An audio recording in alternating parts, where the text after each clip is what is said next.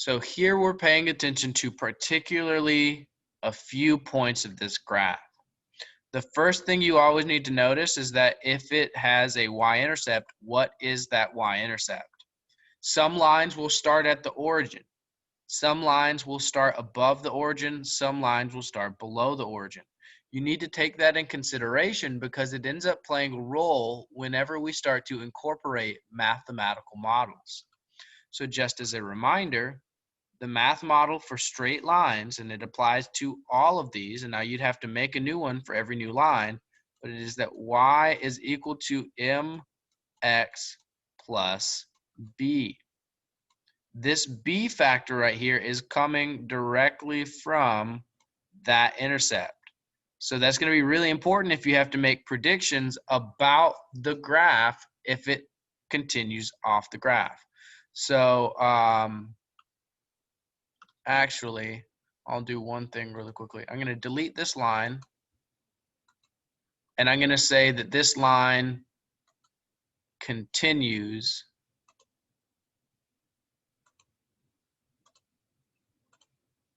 so that's the end of the graph technically. But we're going to assume that it continues outward at that same slope, okay? So after that point at which it becomes dotted, it's now projected out into the future and it's off the graph, so we can't technically compare it to a scale. So this model right here is going to allow us to take this line. If we can calculate the slope, then we can say that if it keeps a constant slope at a certain distance or at a certain time, it should be at this distance, okay? So what we're going to do is we're going to try to calculate what that slope is or what that distance is at 10. I'm going to show you a couple things before we get there. So you're going to need to pay attention to your y-intercept, and you're going to need to pay attention to the slope. So those are your two biggest things that you're paying attention to. So the slope, again, is going to be rise over run. And so you're paying attention to these two values here. So I've just drawn a triangle just to help you show that anytime you've got a slanted line or angled line on a graph like this, there's a horizontal and a vertical component. And this represents the change. This hypotenuse here, that rate of change right there, the ratio between them, is going to be your slope. So if we were to do that, let me go ahead and scale out my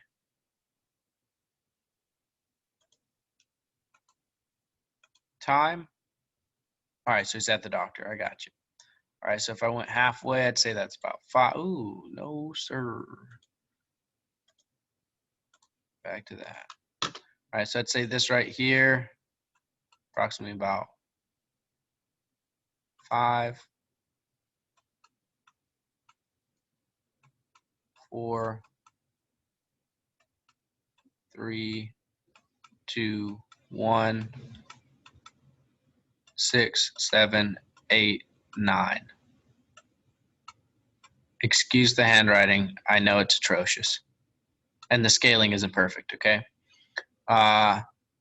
So we've got information here. Well, it is what it is. And now I can actually get details. Okay, so here for this section, I can model this mathematically. So I know that my y-intercept is 2. So that b value there is going to be 2 meters. And then I know that in this section here, it goes from 2 to 8. So my change in x is equal to 8 minus 2, which is going to be equal to 6 meters. And my change in t for that section here to get to there is approximately 4, and it starts at 0. So 4 minus 0 is going to be 4 seconds. All right, so if we were to make a ratio there, we'd find that the slope, the velocity of this object is going to be 6 over 4, which is 3 over 2 meters per second.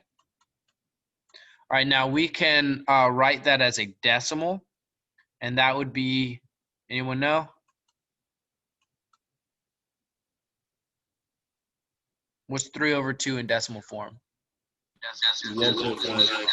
1.5 meters per second. There we go. So if you ever give me a fraction and it's equivalent, that's going to work. That's fine with me because this is set up as a fraction. But if you want to convert it to decimals, you're welcome to as well. So for this section right here, we've got a slope of 1.5. Now in this section here, we see that it starts here at 8 and ends here at 8. So my change in position there is going to be 8 minus 8, which gives me 0. So then when I plug that into this equation that I showed you down here, I'm going to have 0 over 2 seconds, and that's going to give me 0. So my slope there is 0, all right? And now we've got this last section here. So I'm just going to say that 8 shows up right there. We're going to pretend like that's part of the line just so it's consistent. So this line right here, now that we know what we're doing, is able to predict the future past the graph. So let's actually look at what we've got. So we've got a final position here at 10 meters. All right, so I've got 10 meters there, and my initial position is 8 meters. So we're going to have 10 minus 8 equal to 2. And it does that in 2 seconds, which would be 8 minus 6 over 2. So it's 2 meters, 2 seconds. What's my slope? 1. There we go. 1 meter per second. All right, so we've got 1 meter per second as our slope right there. So if we've got 1 meter per second, right, and that ends right there at 8, I want to know what is my position at time 10. What will my position be at time 10? So if I am starting at, so if I know, we're going to say that this line is the same. And so technically what I've done is I've now started a new intercept here. Okay, so we're going to pretend like that's our intercept. That's where it intersects right there. So in this section we're paying attention to right there, let me undo that second line. We've got 10 as our B, okay? So we're going to write out this equation. We're going to say that distance, which is x, is equal to, what's my slope? 1 meter per second multiplied by 10 plus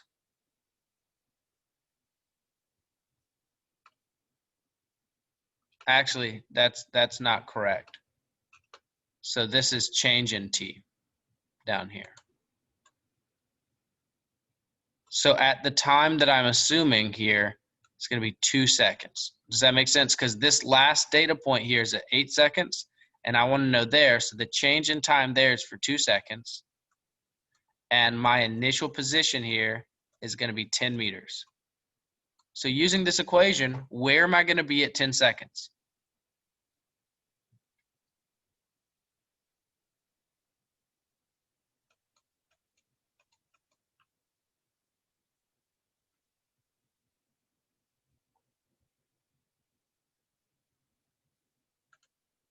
All right. Meters. So yeah, I had someone say it and I had somebody put it in the chat. We're going to be at 12 meters. So this, if you can do this, you can do the quiz. I promise you, because I actually made it a lot more complicated here just to show you this, that, and then that. All right, so this right here is what you're going to be asked to do.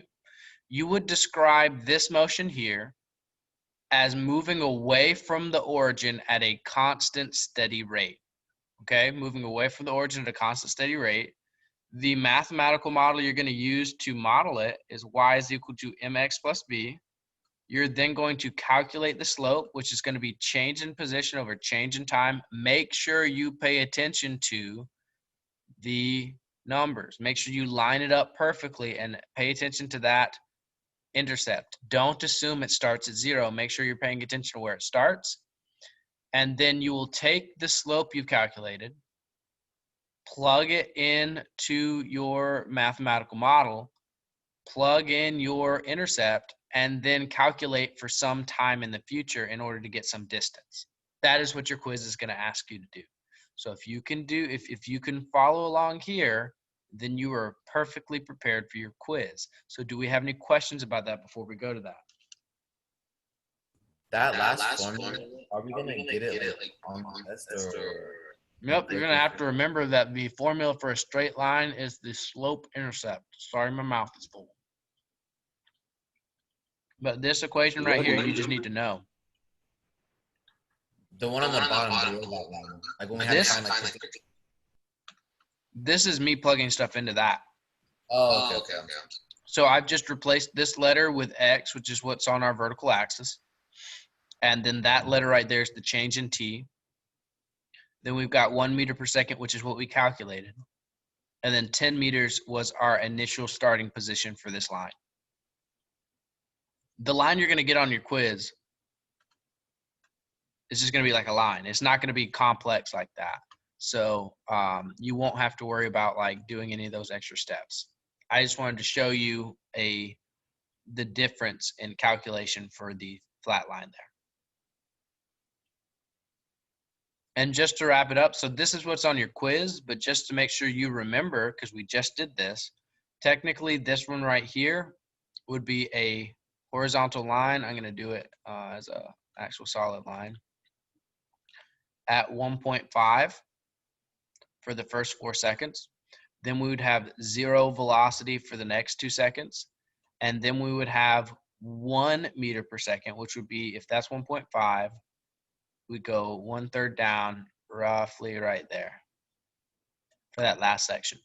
And I would then mark over here that this is 1.5. That there would be 1. This would be 0. And so that's how you would quantitatively make this velocity graph here. So again, do we have any questions before we move over to that quiz?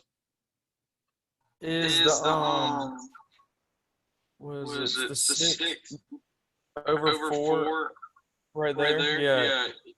Isn't that one line? That's that first line. It looks like it's A. It sort of looks like it's A. That's the line. Okay, yeah.